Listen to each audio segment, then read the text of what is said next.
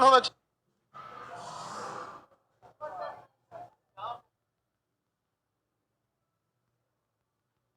कि नहीं? बोले बट उसके नीचे लिख दिया है कि त्रिज्या के भी। किसमें? त्रिज्या। देखिए ये समझिए, त्रिज्या यहाँ एक एग्जाम्पल का पार्ट है। जब कभी ग्रहों की तुलना करते हैं ना, ग्रह की, कि किस ग्रह का जड़त्व ज्यादा या किस ग्रह का जड़त्व कम, तो उसमें क्या करता है एग्जामिनर, बड़ी होशियार होता है, द्रव्यमान देता ही नहीं है। ये नहीं बताएगा किसका ग्रह का द्रव्यमान कितना है, इस ग्रह का द्रव्यमान कितना है, वो उस ग्रह का रेडियस दे देगा, त्रिज्या। तो आप बताइए, रेडियस के हिसाब से आप द्रव्यमान का आइडिया लगा सकते हैं कि नहीं लगा? अब किसी भी चीज का रेडियस बढ़ेगा तो द्रव्यमान भी बढ़ जाएगा, और रेडियस घटेगा तो द्रव्यमान भी घट जाएगा। तो ये एक मतलब समझिए कि एग्जाम्पल के तौर पे हम समझा रहे थे, तो यही इसमें थोड़ा सा लिख दिया है। हालांकि आप समझ गए कि नहीं समझे? किसी को कोई दिक्कत है? एक्चुअली में इनर्शिया जो होता है, जड़त्व, वो डिपेंड करता है मास पर, लेकिन मास डिपेंड हो जाता है किस पर? रेडियस पे भी। अब जैसे मान के चलिए हमारा त्रिज्या इतना मान के चलिए, अभी कुछ दिन में ऐसे इधर ऐसे, उतना आदमी थोड़े मोटाता है।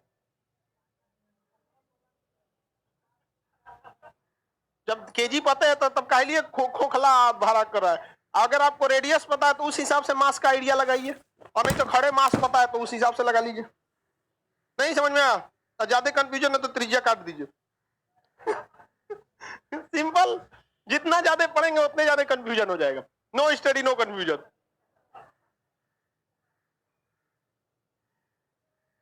हाँ देखो ये आरा वाला कितना होशियार है, दिख रहा है ना? ट्रेन भूख के बैठा है सब यहाँ पे। कहाँ गया पशु? तुम लोग ऐसे कहाँ बैठता है लोग? तो तुम क्या समझ रहा, बेवकूफ वाला काम काहे करता है लोग? सही से बैठ। तुम कहाँ से था तुम्हारा? यहाँ बैठ। तुम जैन धर्म वाला हो के इतना सीधा होना चाहिए तुम? बौद्ध धर्म वाला? बताओ, तुम बहुत बदमाशी करता है तुम। हाँ ये ना, लेकिन बहुत सीधा है एकदम, और पशु के साथ रहता है, बिगड़ जाएगा तुम।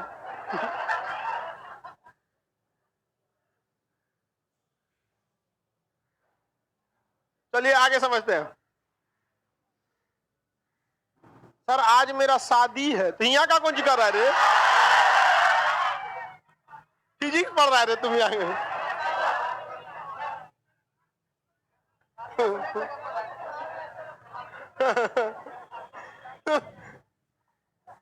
अब बताओ, हम शादी, इसका शादी है और ये चैप्टर पढ़ रहा है न्यूटन का नियम। शादी ब्याह, शादी ब्याह की तैयारी करो ठीक ठाक से। चलिए अब ध्यान से समझते हैं। शादी ब्याह बहुत खतरनाक चीज है।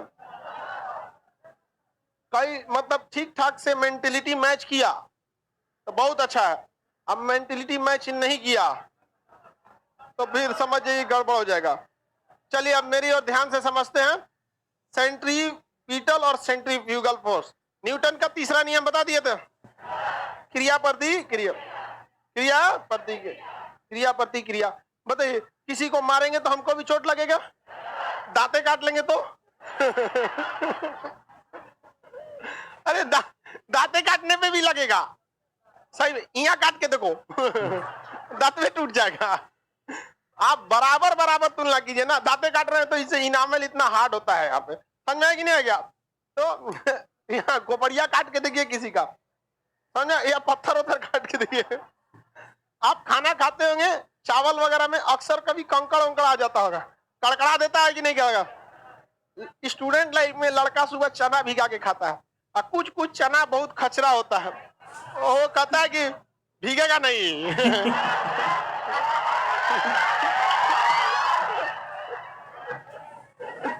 समझा कि नहीं? उसको खाते के दौरान अगर बीच में अगर आ गया चना एक तो बिना भीगा हुआ, कड़कड़ा देगा दांत। अब उसके बाद से लड़का अगले 5 मिनट तक आराम आराम से भाप भाप के खाएगा, आराम से काटेगा। तोरा काल अरे ठीक है तो फिर चालू हो जाएगा। तो सब पे बराबर क्रिया प्रतिक्रिया लगती है, किसी को कोई दिक्कत नहीं है। अब हम लोग अभिकेंद्र बल देखते हैं, सेंट्रीपिटल फोर्स, हिंदी में क्या कहेंगे? अभिकेंद्र।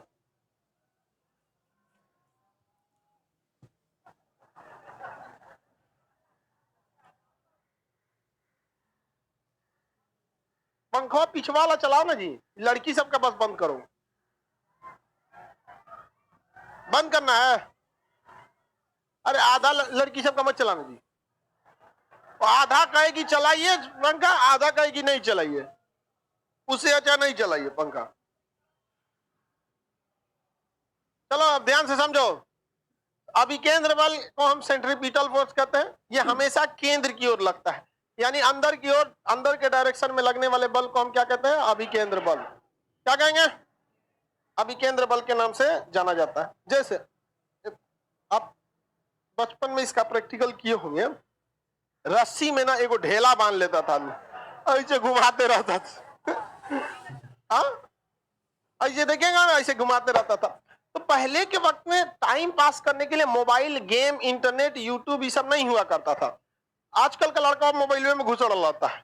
हम लोग के समय ऐसा कुछ नहीं था। एगो पुरान टायर लो, हाफ पैंट पहनो, छोटका डंडा, मारते चलो ऐसे। पूरा भर गांव मारते चलो टायर लेके, एक हाथ से पैंट पकड़ता था, मारता है।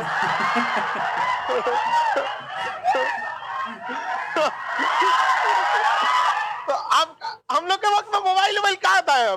हम वाला था, मिसपुरिया वाला मोबाइल ऐसे लगा के घुमा के ऐसे फोन करना रहता था। हाँ ठाकुर साहब। तो छोटा बहना आदमी ऐसे रस्सी बांध के ईटा ऐसे ऐसे नचाया है। वो क्या चीज करता है? देखिए वही है अभिकेंद्र बल। आप देखिएगा आपके हाथ पे क्या लगेगा? झटका लगेगा। अभिकेंद्र बल वह बल होता है जो काम तो करता है केंद्र की ओर, काम करता है केंद्र की ओर, लेकिन उसकी जो वेलोसिटी होती है वो बाहर की ओर होती है। किधर की ओर होती है? बाहर की ओर होती है। जैसे यहाँ पे कोई सेंट्रल बना दे, सेंटर, इससे कोई धागा बांध के इस धागा को अगर इसे घुमाते रहे अभिकेंद्र बल की तरफ, तो अगर इसमें हम कोई पत्थर बांध दिए हैं तो बताइए बल किस डायरेक्शन में काम करेगा? अंदर के। बल का डायरेक्शन कहाँ होगा? अंदर की ओर। लेकिन अगर रस्सी टूट गई या हाथ से ये छूट गया तो अंदर की ओर नहीं आएगा, ये बाहर की ओर भी नहीं जाएगा। ये क्वेश्चन पूछा हुआ है आपका एनटीपीसी का। स्पर्श रेखा समझते हैं? टेंजेंट, मैथ में पढ़े होंगे एडवांस में। टेंजेंट लाइन, टेंजेंट मतलब वह रेखा जो किसी को स्पर्श करते हुए निकलती है। तो इसकी यहाँ ये बताइए स्पर्श रेखा है कि नहीं है? स्पर्श करके निकल के, तो बॉल यहाँ तो है नहीं, बॉल कहाँ है? यहाँ है। इस स्पर्श रेखा को यहाँ से हटाते हैं, कोनो काम का। तो ये निकलेगा कैसे? इस स्पर्श रेखा के डायरेक्शन में। कैसे निकलेगा? स्पर्श रेखा के डायरेक्शन। अगर यह इस पाथ पर घूम रहा है तब, अगर एंटी ऐसे घूम रहा है क्लॉकवाइज तो इधर की ओर जाएगा। यानी वो किसी भी अगर बॉल को अगर या ईंटा बांध के इसे घुमाएंगे तो बॉल किधर काम करेगा? अंदर की ओर। बल किधर काम करेगा? लेकिन वेग किधर की ओर? स्पर्श रेखा की दिशा में बाहर की ओर। स्पर्श रेखा की दिशा में बाहर की। अब इधर घूम रहा है तो टूटेगा तो इधर ही जाएगा ना, ऐसे घूमेगा टूटेगा तो कहना वापस चलते हैं, ऐसे होगा। कभी किसी को कोई दिक्कत नहीं है? बताइए। ये हो गया आपका कौन सा? ये कोई वस्तु हो गया। बल किधर काम करेगा? अंदर की ओर। अरे वेग किधर काम करेगा? स्पर्श रेखा की दिशा में बाहर की ओर। ये होता है आपका कौन सा बल? अभिकेंद्र बल। अभिकेंद्र बल हर जगह काम करता है। जब भी किसी चीज को घूमना होता है तो विदाउट सेंट्रीपिटल फोर्स वो घूम नहीं सकता है, वो कभी भी घूम नहीं सकता है। जैसे दो ग्रह, जैसे पृथ्वी है या अन्य ग्रह है, वो चक्कर लगाते हैं तो किसी न किसी सेंटर में ही चक्कर लगाएंगे। तो उनके सेंटर में कौन होता है? सूर्य होता है। उनके सेंटर में कौन हो गया? सूर्य। अब वो किसका चक्कर लगाएंगे? सूर्य का चक्कर लगाते हैं कि नहीं लगाते हैं? सूर्य का चक्कर लगाएंगे। तो सूर्य के चक्कर लगाएंगे पृथ्वी लगाएगा। तो इसके लिए भी इसे अभिकेंद्र बल चाहिए कि नहीं चाहिए? अब अभिकेंद्र बल, क्या इसके बीच में कोई धागा बांधा हुआ है? तो बताइए इसके पास अभिकेंद्र बल आया कहां से? गुरुत्वाकर्षण से। कैसे? गुरुत्वाकर्षण। ये सोचता है कि हम पृथ्वी को खींच ले। अब पृथ्वी कहती है हमरा खींच दो, हम तुम्ही को खींच लेंगे। अब दूरी इतना दूर है कि ये पावर क्या हो जाता है? बैलेंस हो जाता है। काफी ज्यादा दूरी है तो बैलेंस हो जाता है। जैसे दो चुंबक को लीजिएगा ना, दो चुंबक देखिए, गुरुत्वाकर्षण बल एक तरह का चुंबकीय बल ही है ना। तो दो चुंबक को लीजिएगा ना, अगर दोनों का पोल सेम होगा तो एक दूसरे को क्या करने लगे? भागने लगे। चिपकेगा नहीं, भागने लगेगा। तो उसी तरह से ये गुरुत्वाकर्षण के कारण, ग्रेविटी के कारण ये इसे क्या मिल जाता है, सेंट्रीपिटल फोर्स मिल जाता है, यानी अभिकेंद्र बल मिल जाता है। और इस अभिकेंद्र बल के कारण ये क्या करने लगता है, घूमने लगता है। क्या करता है, घूमने लगता है। तो किसी भी चीज को वृत्तीय पथ पर पूरी तरह से घूमने के लिए या फिर मुड़ने के लिए किसकी जरूरत होती है, किसकी जरूरत होती है, अभिकेंद्र बल की जरूरत होती है। याद रहेगा, सड़क पर भी घूमने के लिए किसकी जरूरत है, सड़क पर भी घूमने के लिए अभिकेंद्र बल की जरूरत पड़ती है। सड़क पे जब घुमाव होता है तो यहाँ भी किसकी जरूरत है, अभिकेंद्र बल। अब ये देखिए, ये कोई सड़क है, इसका केंद्र अंदर की ओर होगा, सेंटर कहाँ होगा, अंदर की ओर होगा, ये सेंटर अंदर की ओर होगा। तो अभिकेंद्र बल किधर काम करेगा, अंदर की ओर काम करेगा। किधर काम करेगा, अंदर की ओर काम करेगा। जब भी कोई गाड़ी इस पर घूमती है, इसमें किसी मोड़ पर घूम जाती है, तो इस मोड़ पर जब वो घूम रही होती है तो इस मोड़ पर घूमते के दौरान उसका अंदर वाला चक्का ऊपर की ओर उठ जाता है। अंदर का चक्का क्या हो जाता है, ऊपर की ओर उठ जाता है। अब आप खुद सोचिए, गाड़ी का चक्का कोई साइड का उठेगा तो गाड़ी के लिए डिस्टरबेंस हो जाएगा, गाड़ी पलटने का डर है।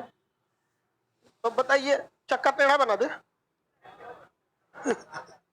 यहां से अगर गाड़ी है तो कहां का चक्का ऊपर उठता है, अंदर वाला चक्का ऊपर उठता है। और अगर अंदर वाला चक्का ऊपर उठा तो गाड़ी अंदर की ओर गिरेगी कि बाहर की ओर, किधर गिर जाएगी, बाहर की। अगर सड़क बराबर रहा तो तब इंजीनियरों को पता है कि ये सड़क जो है घुमाव है और इसमें अंदर की ओर का चक्का उठेगा, इसलिए वो क्या करते हैं, अंदर की ओर की सड़क में धंसा देते हैं। अंदर की ओर का सड़क में क्या कर दिए, धंसा देते हैं कि अब धंस गया अंदर का सड़क, अब तुम ससुरा उठबो करेगा तो बराबर हो जाएगा, उठ गया तो क्या हो जाएगा, बराबर हो जाएगा। समझ में आ रहा है कि नहीं आ रहा है, तो घोंचू, हाँ हाथ हटा वहां से, क्या हुआ, हाथ टूटा है तुम्हारा, उस पे ऐसे हाथ रख के बैठे, सिनेमा घर में बैठे हो, भैंस छोड़ के गांव से सीधे यहीं चले आए हो, कुछ तो घर पे सिखाया होगा लोग ना, क्लासरूम में बैठे उसके ऊपर कंधा पे हाथ रख के। यहाँ भाई गलती करोगे आप और सवाल उठते आपके घर वालों के संस्कार पर, गजब बेवकूफ रहता है सब। हमको लगा कि कुछ हाथ होत में दिक्कत है, हटा उटा लेगा, इग्नोर कर रहे ना, सिनेमा घर में बैठे हैं, पीएनएम मॉल में।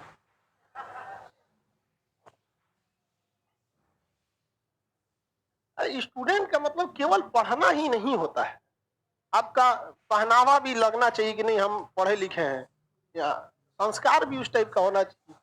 फिजिक्स के क्लास में फिलोसफी वाला लेक्चर देना पड़ता है, अजीब लगता है। बताइए, इसमें जो सड़क बनाई जाती है वो अंदर की ओर धंसाना चाहिए कि बाहर की ओर? अच्छा, धंसाता क्यों है? क्योंकि अंदर का चक्का ऊपर उठ के बराबर हो सके, ऊपर उठ के बराबर हो सके। बैलेंस बनाना जरूरी है या नहीं? जैसे आप भारी बाल्टी उठाइएगा, कोई पानी से भरा बाल्टी उठाइएगा, तो आपको पहले से पता होता है कि अगर हम दाहिना हाथ से बाल्टी उठाएंगे तो हमारा शरीर किधर की ओर गिरने लगेगा, दाहिने ओर। इसलिए आदमी भारी बाल्टी उठाने से पहले हथवा एगो एन्ने फेंक देता है। देखिएगा ना, भैंस उसको पानी ले जाने देगा, ऐसे बाल्टी उठाया, ऐसे उठा के ऐसे लेके जाएगा, काय लिए ले जाता है, बैलेंस कर रहा है। बैलेंस कर रहा है कि नहीं कर रहा है? तो बैलेंस बनाना बहुत ज्यादा जरूरी है, गड़बड़ाइए जाएगा बैलेंस, गड़बड़ होगा तो यहाँ पर।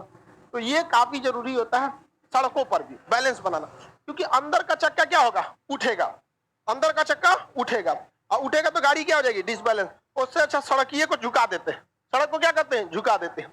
अब भाई मोड़ के पास हल्का सा, कि ये हल्का सा ये बाहर की ओर फेंकाने की कोशिश करता है गाड़ी, तो कोई बात नहीं, फेंकाओगे तो क्या हो जाएगा, बराबर। अब भाई बराबर से ज्यादा होगा तब ना इधर होगा। अब मोड़ पे अगर गाड़ी ऐसे ऐसे बना दिए तो समझा कि नहीं, उलट जाएगा वहां पर। तो ये दो चीजें को हमेशा याद रखिएगा, किसी भी मोड़ पर गाड़ी का कौन सा चक्का उठता है, अंदर वाला। गाड़ी किधर गिरती है, बाहर की ओर। सड़क किधर धंसाया जाता है, अंदर की ओर। किसी भी चीज को घूमने के लिए कौन सा बल, अभिकेंद्र बल। कौन सा बल, अभिकेंद्र बल। सड़क पर भी अभिकेंद्र बल चाहिए कि नहीं चाहिए? तो सड़क पर अभिकेंद्र बल लाने के लिए घर्षण लगा दिया जाता है। क्या लगा दिया जाता है, घर्षण। तो घुमाव वाली सड़कों को बहुत ज्यादा चिकना नहीं बनाया जाता है, या फिर जो सड़कें बहुत ज्यादा चिकनी होती हैं उन्हें घुमावदार बनाया ही नहीं जाता है। क्योंकि घर्षण के लिए जो अभिकेंद्र बल चाहिए, सड़कों पर अभिकेंद्र बल चाहिए, वो कहां से आता है? घर्षण से। और घर्षण नहीं रहेगा तो गाड़ी गिर जाएगी।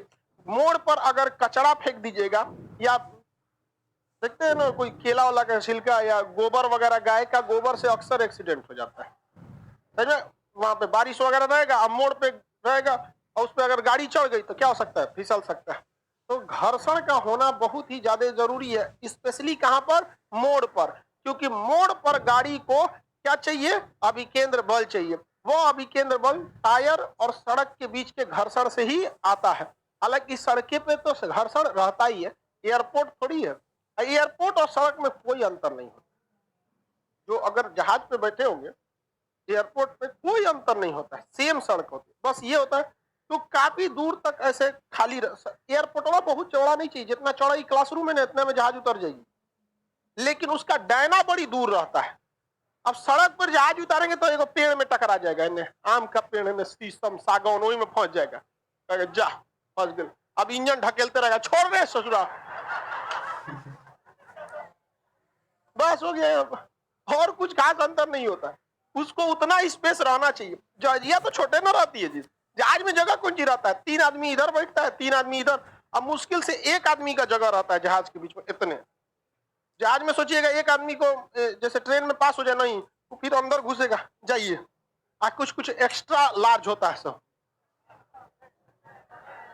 डबल एक्सल, तो उसके लिए जहाज में अलग सीट होती है एक्स्ट्रा लेग रूम के लिए। एक और होता है 7 फीट का चल आएगा, बैठेगा कहाँ पे आप? तो मेनली उसको किसकी जरूरत रहती है? मतलब ज्यादा स्पेस चाहिए उसके विंग्स के लिए, विंग्स के लिए। वरना सड़क में भी क्या हो जाएगी, जहाज उतर जाती है। अब कई को तो इमरजेंसी लैंडिंग खेत में करा देता है, बशर्ते जोतल खेत नहीं रहना चाहिए डॉल जाएगा उसी में, क्योंकि उसमें प्रतिक्रिया बल चाहिए होता है। क्रिया प्रतिक्रिया होता है कि नहीं होता?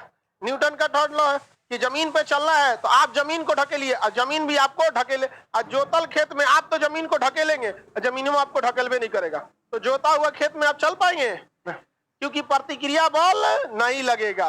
बालू पे चल पाएंगे? नहीं, क्योंकि प्रतिक्रिया बल नहीं लगेगा। समझ में आ गया कि नहीं? लगेगा, बहुत कम लगेगा। किसी को कोई दिक्कत नहीं है? आगे बढ़े।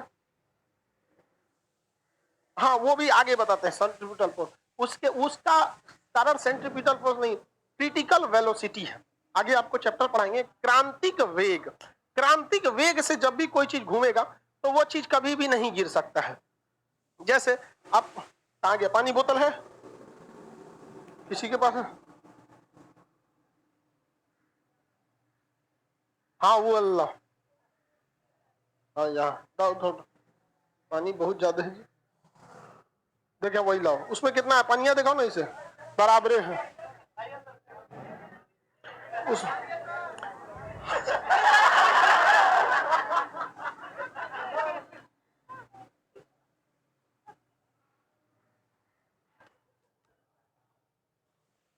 देखिए ये पानी बोतल है, इसका अगर स्पीड धीमा रखेंगे तो पानी गिर जाएगा, लेकिन अगर स्पीड बहुत तेज रखेंगे तो पानी नहीं गिरेगा।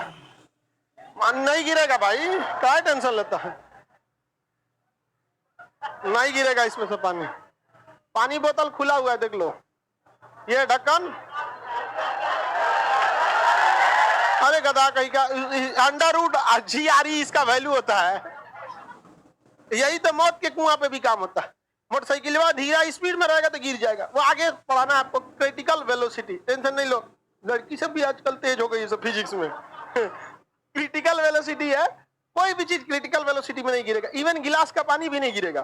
बोतल तो बहुत छोटा चीज है, बशर्ते उसकी स्पीड क्रिटिकल वेलोसिटी से क्या रहना चाहिए? ज्यादा। ये क्रिटिकल वेलोसिटी से कम होगा तो गिर जाएगा। अभी धीरे ले जाएंगे तो गिर जाएगा, धीरे ले जाएंगे तो गिर जाएगा, और जब तक तेज ले जाएंगे नहीं गिरेगा। अरे हमको अपने हाथ की लंबाई पता है, जिस चीज को भी अगर आपको त्रिज्या पता है तो आप स्पीड पता कर सकते हैं कि कितने स्पीड में गिरेगा, कितने स्पीड में नहीं गिरेगा। अभी सेंट्रीफ्यूगल पढ़ा लेते हैं, उसके बाद से आपको ये बताएंगे क्या नाम है, सेंटर ऑफ मास, और उसके बाद क्रिटिकल वेलोसिटी। सेम वही नियम लगेगा मौत के कुआं में। मौत के कुआं में भी तो यही सिद्धांत होता है। मोटरसाइकिल गिरती है नहीं, क्योंकि उनको अपने जो कुआं में नचाते हैं उनका रेडियस पता है। हमारे लिए रेडियस यानी त्रिज्या का काम कौन कर रहा है? हाथ। हाथ कर रहा है कि नहीं कर रहा है? गिर जाएगा क्या? ये नहीं गिर सकता।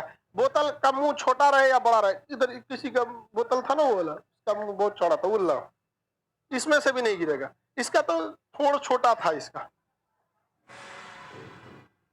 ये है एकदम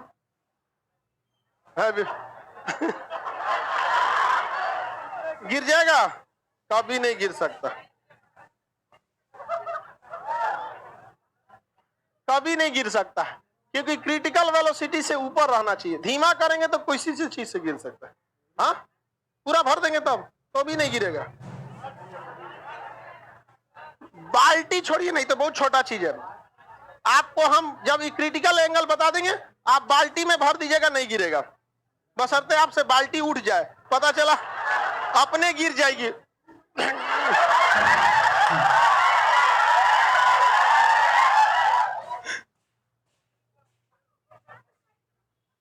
आगे देखें, बाल्टी है, अपने हिसाब से बाल्टी लीजिएगा, जो बचपन में गुड्डा गुड्डी पे खेलती होगी। देखो गुड्डा गुड्डी से लड़की से बाल्टी लेके आती थी, सब खाना बनाएगी, सब केतली चाय।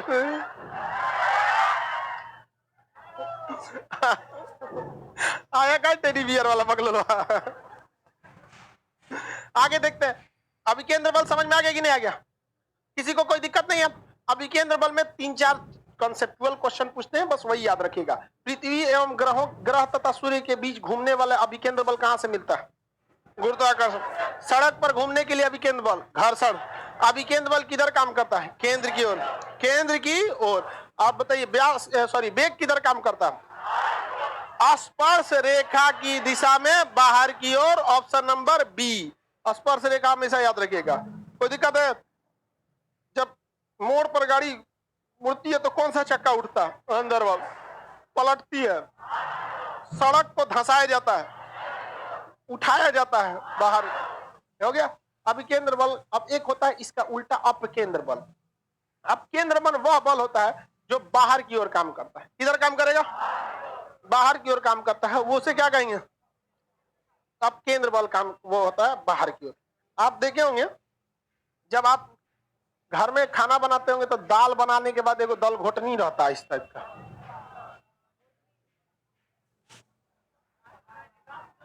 हाँ, टेढ़ा हो गया था ये। बताइए, इससे ऐसे दाल मिला है कि नहीं? लड़का से तो गिलासे से मिला देता है। हाँ, गिलास से मिला। तो ये ऐसे दल घोटनी जो होता है, उसमें होता क्या है कि दाल के अंदर दाल बड़े बड़े दाना हो जाते हैं, उसको फोड़ना जरूरी है, साथ में नमक अच्छे से मिलना के लिए। और दुकुन जी वो नहीं अच्छा हल्ला करता है, मिला देते हैं लोग, तो छौंक देते हैं। हाँ, और चाचा बहुत हल्ला करता है, क्या करते हैं? उसको अलगे से ऐसे छौंक दिया जाता है, समझा क्या? जीरा वगैरह कुछ कुछ डाल के एक बार। हाँ हाँ वही। हाँ एक बार ना हमको मेरी मम्मी कही कि बाबू दाल छौंक दो लहसुन और ये जीरा के साथ।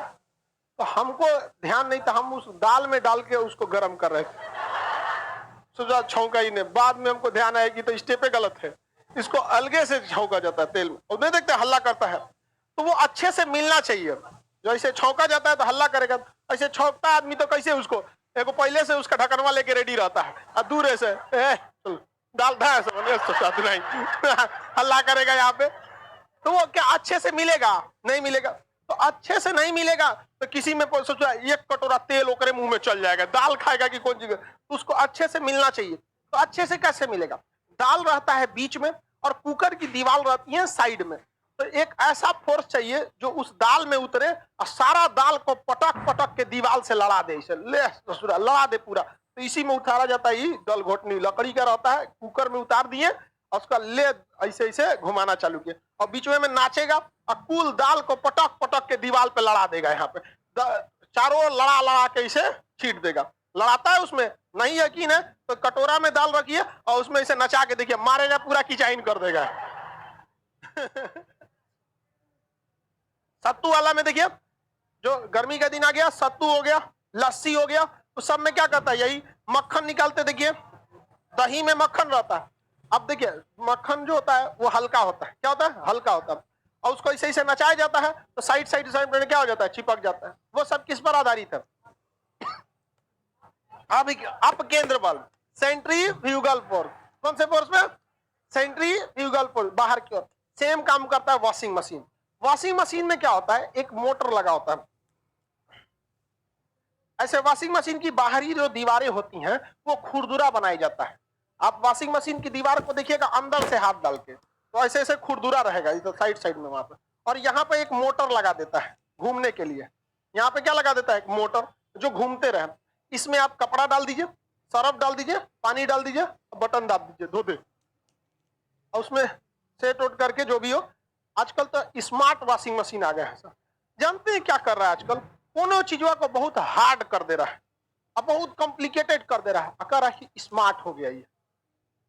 पहले वॉशिंग मशीन में स्विच वगैरह आता था, अभी बटन आ गया, इसे इसे दाबते रहिए। क्या है भाई, तो स्मार्ट वॉशिंग मशीन है। कौन चीज स्मार्ट है इसमें? इसमें क्या होता है, जब इसमें मान के चलिए कपड़ा उपड़ा डाल दिए यहाँ पर, एकरे डाल देते हैं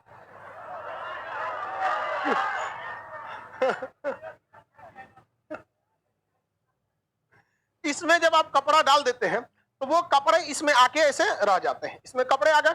अब ये मोटर क्या करेगा, नचाएगा। तो पहले ये भीग जाएगा अच्छे से, सर्फ वगैरह लग गया। अब मोटर इसको क्या करेगा, नचाएगा। नचाएगा तो ये केंद्र में रहेगा कि बाहर भागेगा, क्योंकि इस पे कौन सा बल लग रहा है, अब केंद्र बाहर भागेगा। और जो वॉशिंग मशीन की बाहरी दीवारें हैं वो चारों तरफ से कैसे है, खुरदुरा है। अब रगड़ देगा वो पूरा खुरदुरा में, पूरा का पूरा खुरदुरा में रगड़ देगा, पूरा कपड़ा क्या हो जाएगा, साफ हो जाएगा। ऐसे रगड़ेगा और फिर कहेगा रुक तोरा बती, तो रुक, इनने से नहीं तो ले, अच्छा रुक रुक, ऐसे ऐसे होड़ देते हैं, रुक, फिर ऐसे करते हैं। आप समझ में आ गया कि नहीं आ गया? कुछ कर दीजिए, कुछ ससुरा ये हाथ का ये अच्छा से साफ नहीं करता, और कॉलर अच्छा से साफ नहीं करता, तो उसमें से आदमी को निकाल के तन, महिला जो होती है निकाल के तो ले आओ तोरा फिर से साफ करते, तब वो में डालता है वॉशिंग मशीन। आदमी आदमी रहता है, समझना कि नहीं, दीवार से रगड़ता है। देहात में यही सिद्धांत भारत में सदियों से चलते आ रहा है। लोग नहाने जाते हैं तो पीठ का मैल छुड़ाने के लिए दीवारें पर रगड़ देते हैं, ले से देखे हैं। और सीबीएसई वाला ना मच्छरदानी का टुकड़ा रखता है, मच्छरदानी नोच के लिए ले रहता है कहीं से, इतना मच्छरदानी रोज के जाली ऐसा से मलेगा हम। और देहात का आदमी झावल ईटा मार रगड़ के यहाँ पे, समझ में आई नहीं? अरे वो कभी कभी बकोट लेता है बकोट लेगा तो चमड़ा बाहर आ जाएगा। एक बार हम अपना बकोट लिए थे खूब अच्छा से, और खूब पूरा बढ़िया से मैल निकला। हम कहे इतना मैल हमरे में ध्यान देंगे, सोचा चमड़ा छोड़ा दिया हमको लगा एक परत निकाला, तो एक परत चमड़ा निकाल दिया। जावा ईंटा देहात में आज भी वही पड़े। हाँ, उसको देहात का आदमी को देखिएगा ना, घर के बाहर नल होता है। अब बुजुर्ग आदमी बैठेगा 1 घंटा, सबसे पहले नल पे बाल्टी लेके बैठेगा, 1 घंटा एड़ी मलेगा ऊपर उसका सबसे ज्यादा लगता है कि एड़िए में दिक्कत रहता है। तो वॉशिंग मशीन किस सिद्धांत पर काम करना? अभी केंद्र कौन कर रहा है, गधा कूद जाएंगे ऊपरे तो रहा बकलोल कहीं का बोलता है। अब भी केंद्र बल होता है, हाँ अप केंद्र होता है ना, बाहर की ओर काम कर। अच्छा एक बात, सब वॉशिंग मशीन धैले रह जाएगा, बस इसको क्या कर दीजिए, चिकना कर दीजिए अगर ये दीवार क्या हो गया, चिकना गया काम से वॉशिंग मशीन, कुछ नहीं होने वाला है वॉशिंग मशीन। समझा गया कि नहीं? सेम काम जैसे लस्सी बनाने में भी देखिएगा, दही डालेगा, चीनी डाल देगा, ऐसे कलछुल रख ले रहेगा, आएगा बर्फ लेगा, ठक ठक बर्फ फोड़ेगा, उसमें डाल के लकड़ी के और लेके मिला देता, लस्सी क्या हो गया, तैयार हो गया। सब आपस में क्या कर देता है, मिला देता है। किसी को कोई दिक्कत है? अभी केंद्र बल और अब केंद्र बल में मक्खन, अब मक्खन कैसे निकाला जाता है, अब केंद्र में, हाँ अब केंद्र बल। अब नहीं देखे, पहले जमाने में मक्खन निकाला जाता था ऐसे मथ के, मथनी से मथ के निकाला जाता है, अभी भी गांव वगैरह में निकाला ही जाता होगा। मक्खन हो गया, घी हो गया, दही से जो घी निकाला जाता है उसमें उसी टाइप से निकाला जाता है। वॉशिंग मशीन हो गया, दाल घोटने के लिए हो गया, दाल घोटने नहीं बोलते उसको, हाँ जूस के मशीन में भी भाई, दाल घोटने वाला, लस्सी बनाने वाला, जूस बनाने वाला, सब सेम है। लस्सी बनते देखे हो तो वो पुराना जमाना है, जहां लस्सी ज्यादा बनता है ना वो जूस बनाने वाले में बना देता है, देखे? अरे जूस बनाने वाले में लस्सी बनते नहीं देखे हैं, फटाक से बना देगा उसमें। जूसर क्या होता है, ग्राइंडर वाला होता है। जूस कैसे बनता है? अरे भाई अभी आप केंद्र बल पे ही तो जूस काम करता है, आप सारा चीज इसी पे। सेंट्रीपिटल और सेंट्रीफ्यूगल समझ में आ गया। सेंट्रीफ्यूगल से एक न्यूमेरिकल क्वेश्चन भी आता है।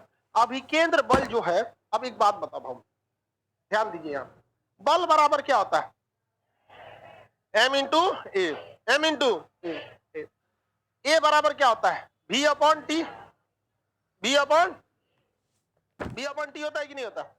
लेकिन एक बात बताओ बाबू, आप बताइए जो घुमाव होता है इस पर वेग काम करता है कि कोणीय वेग काम करता है? हाँ, कोणीय वेग को ओमेगा से दर्शाता, ये ओमेगा बताइए हम आपको पहले पढ़ाए हैं कि नहीं पढ़ाए हैं? हाँ, ओमेगा पहले पढ़ाए हैं। ओमेगा बराबर क्या होता है, 2 पाई बाई कैपिटल टी, यही ना होता है। 2 पाई आर कौन बोलता है, परिधि होता है वो 2 पाई। बताइए रेखीय चाल और कोणीय चाल में भी बराबर आर ओमेगा, हाँ भी बराबर आर ओमेगा होता है कि नहीं होता है, किसी को कोई दिक्कत नहीं है।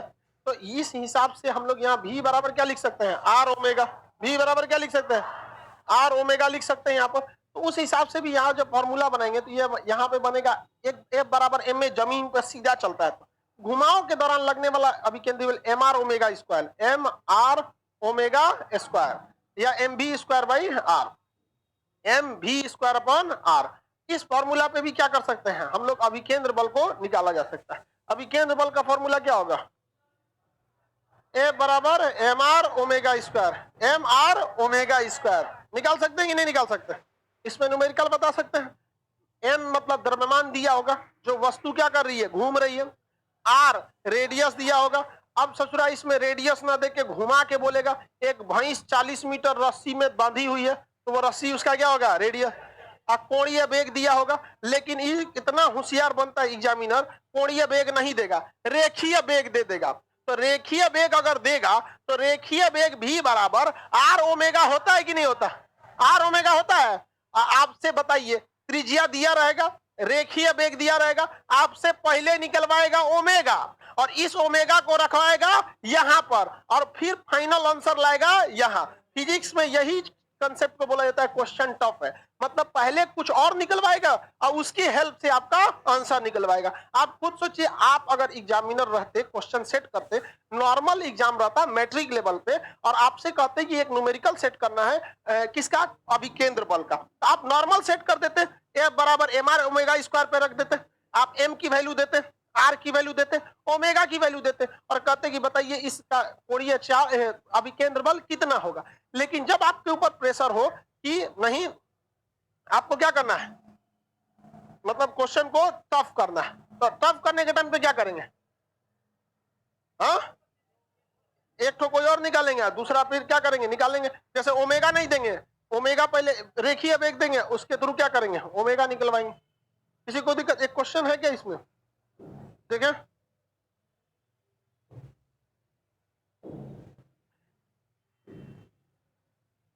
भाई से वाला है।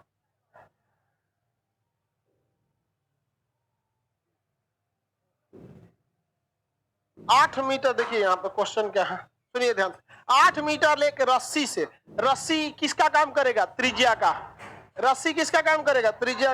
8 मीटर है रस्सी, त्रिज्या का। 40 केजी का एक भैंसा है 400 केजी का भैंसा है भैंस नहीं है, भैंसा है, हो गया। 400 केजी का क्या है, भैंसा है। इसका कोणीय चाल, कोणीय चाल मतलब ओमेगा 1/2 है। इस पर अभिकेंद्र बल F बराबर बताइए। ये तो एकदम सिंपल लग गया। क्या हो गया, M R omega square, M के जगह पे 400, 1/2 है ओमेगा के जगह पे, ओमेगा का स्क्वायर। बताइए इसका क्या होगा, स्क्वायर करेंगे 4, इससे काटेंगे 2 बार में, 2 चौको 8, 0 का 0 ऐसे आ गया, 800 बल है ओमेगा न्यूटन। हो गया। 1600 कहां से निकाल दिए बबुआ, सर ओमेगा क्या है, आई दादा, तो तुम कहां थे बबुआ, घड़ी के सेकंड की सुई का कोणीय चाल ओमेगा निकलवाए थे, मिनट की सुई का निकलवाए थे, घंटा वाली सुई का निकाले थे, सेकंड और मिनट में अनुपात बताए थे, मिनट और घंटा वाली सुई में अनुपात बताए थे, कोणीय चाल बताए थे, थीटा अपॉन टी होता है, 2 पाई बाई कैपिटल टी निकलवाए थे। अब बीच में पैराशूट लैंडिंग करेंगे तो क्या होगा, नहीं समझ में आया? अब ओमेगा देखिए, जितने लड़के जो लाइव वाले हैं लोग एक बार ओमेगा पीछे पढ़ाए हुए हैं, आप चेक कीजिए। नहीं पढ़ाए जी? ओमेगा तो सिंपल है, निकालना नहीं बताए थे किसी को? कोई दिक्कत? इसमें क्या लिख सकता है? भी लिख सकता है। देखिए ओमेगा की जगह पे देखिए भी बराबर क्या होता है? भी बराबर आर। तो ओमेगा बराबर भी बाई आर, ओमेगा बराबर भी बाई आर। आप यहां भी लिख सकते हैं, भी बाई आर लिख सकते हैं, भी स्क्वायर बाई आर स्क्वायर। तो एम आर भी स्क्वायर भी हो सकता है। जैसे ओमेगा का वैल्यू यहाँ है ना, इस ओमेगा की वैल्यू को यहां रखेंगे तो एक नया फॉर्मूला बनेगा। तो 20 को फॉर्मूला आप बनाते रहिएगा एग्जाम के हिसाब से। ये स्टैंडर्ड फॉर्मूला याद रखिएगा। कौन सा? M R omega square. इसको याद करने में भी इजी है। जिसका बटा पे आ जाएगा तो क्या दिक्कत हो जाएगा? नहीं होगा। ए बराबर एम आर ओमेगा स्क्वायर, ए बराबर एम आर ओमेगा स्क्वायर। और आप एग्जाम में जैसा जरूरत पड़ेगा आप ओमेगा को चेंज कर लीजिएगा, क्योंकि आपके पास स्टैंडर्ड फॉर्मूला तो है ही है, भी बराबर आर। अगर जरूरत पड़ गया भी का, किसका जरूरत पड़ गया? भी का, तो अभी इसका फॉर्मूला बना के याद करके दिमाग की मेमोरी भरने से कोई फायदा है?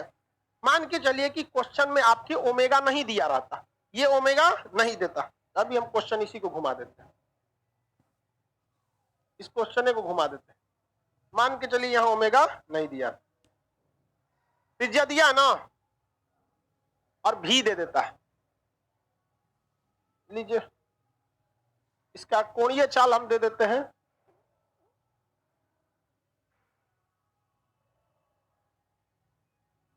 2, मान लीजिए 2 मीटर पर सेकेंड। अब बताइए, अब बल निकालिए। नहीं निकल जाएगा?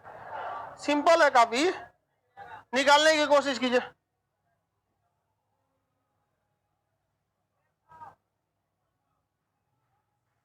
दो सौ आ गया, निकालिए। इस पे सिंपल है। कैसे? यही इसका टफ हो गया। देखो बाबू, हम लोगों को पता है कि ए बराबर M R omega square, but समस्या ये है कि यहां पर ओमेगा नहीं दिया है। तो हमको पहले से आपको चैप्टर में पढ़ा दिए थे कि भी बराबर आर ओमेगा।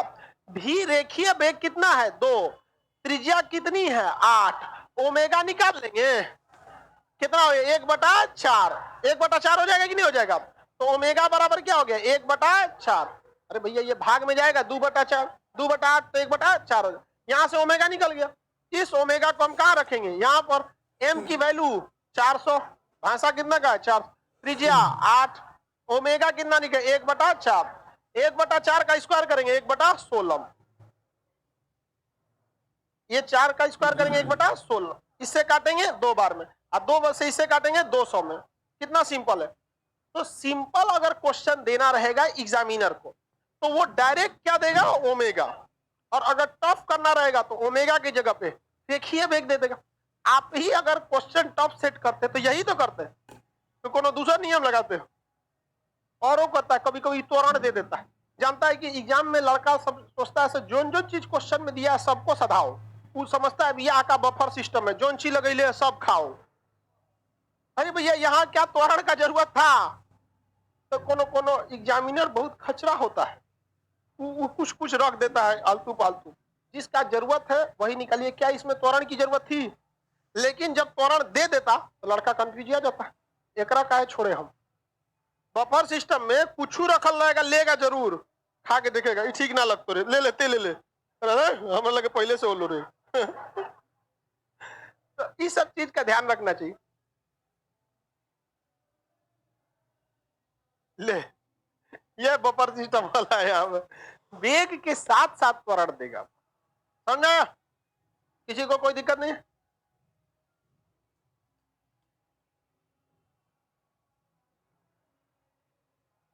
देखो इस गधा को हैप्पी सरस्वती पूजा कर बबुआ, तो महाशिवरात्रि है रे भाई, कुछ रहम कर दे। हाँ सो के उठाया अभी अभी, सोचा है कुछ ना कुछ बोलना चाहिए। हाँ? सर इतना प्रैक्टिस कैसे करें? देख बाबू, तुम क्वेश्चन सॉल्व करने की कोशिश करेगा चौपट हो जाएगा। तुम एग्जामिनर बन के सोचो हमें लड़का को क्वेश्चन में फंसाना है, बस इस क्वेश्चन पे अगर लड़का को नॉर्मल ग्रुप डी में सेट करना है तो ओमेगा का वैल्यू दीजिए, सेम क्वेश्चन को एनटीपीसी के सीबीटी 2 में सेट करना है, भी की वैल्यू दीजिए, वो अपने ओमेगा निकालेगा फिर सॉल्व करेगा। समझ में आ रहा है कि नहीं आ रहा? बकरी बन के सोचेंगे खुद का शिकार करवा लेंगे, शेर बन के सोचिए कि कहां शिकार करना है, उधर मत जाइए। नहीं समझे? तो बात तो वही पड़ेगी ना जो एमवी स्क्वायर उतना करके आप पहले से याद रखी हैं। जैसे बबनी है, ये पहले से यहाँ पे भी का वैल्यू रख के और एक नया फॉर्मूला याद किए, समझी ना? तो जो फॉर्मूला भी वाला याद किए वो निकला कहां से? इसी से निकला। तो ये लड़का सबको हमको पता है ना कि हमारे पास कैसा भैंस भैंस विद्यार्थी आता है। समझ में? आप हाल फिलहाल में इंटर की होंगी ना? इंटर करबे नहीं की, बीएससी सेकेंड ईयर है, तो आप बताइए बीएससी वालों के लिए फिजिक्स थोड़ा सा कंफर्टेबल हो जाता है। समझ में आया कि नहीं? क्या अब इसमें बहुत सारा है सब होम साइंस वाला, उसके लिए दिक्कत होता है। और आप जो बता रही है ना वो भी कुछ है और नहीं है, बस आप इसी फॉर्मूला को वहां रख के एक नया फॉर्मूला बनाई है। हम वही मना कर रहे थे। इसलिए मना कर रहे थे कि सारे लड़के बैकग्राउंड बीएससी नहीं होता, कई को बिना काम का काम करके आता है सब बीकॉम।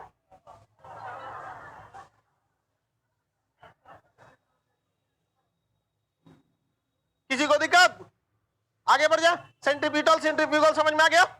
अब हम लोग देखेंगे इसमें बात क्रिटिकल वेलोसिटी, मतलब मौत के कुआं में हम कब नहीं उल्टेंगे। समझ में आ गया कि ना? क्या पृथ्वी घूम रही है, कितने स्पीड पर घूमेगी तो ये गिरेगी नहीं, और अगर इस पर स्पीड की क्या हो गई कमी तो ये क्या हो जाएगा? गिर जाएगा, और हम अंतरिक्ष में कहीं भी खो जाएंगे। अब नेक्स्ट क्लास हम कल करेंगे। आज शाम 6 बजे से मैथ का क्लास स्टार्ट हो जाएगा। समझ में आ गया? आप लोग मैथ शाम के कितने बजे आएंगे? 6 बजे।